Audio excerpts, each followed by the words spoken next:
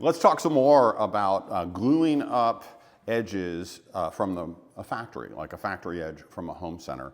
Last video, we glued together 2 factory edges from some dimensional stock with epoxy, and it worked great. The glue held and the wood failed. So now we're going to try it with a different glue. And this is Douglas fir, factory edges. These are not jointed in any way.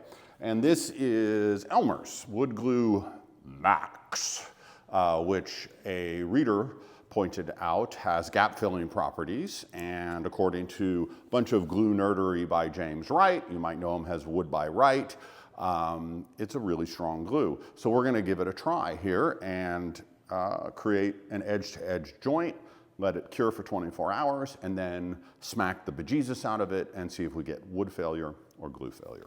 So this is a PVA, like Type Bond or any of the other yellow carpenter glues, and it feels a lot different for sure. This is supposed to have filler, like wood filler in it to help with the bond.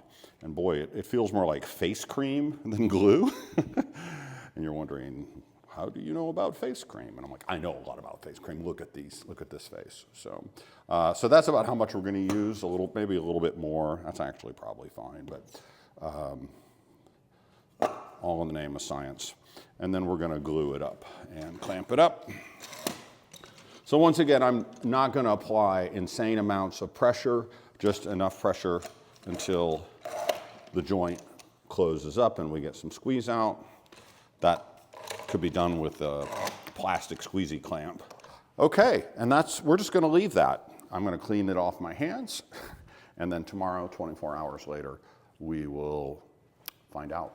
Okay, we are now a little more than 24 hours since we glued this up. Take it out of the clamps. The glue's completely dry. It's kind of brownish.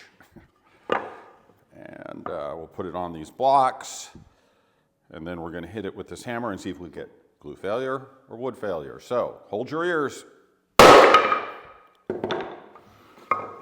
So take a look here. This is almost entirely wood failure. There might be a little glue failure in here and there, but this would count as a pass. So this is pretty good news. So this kind of thick, has some filler in it, wood filler, is pretty good at gap filling on a factory edge.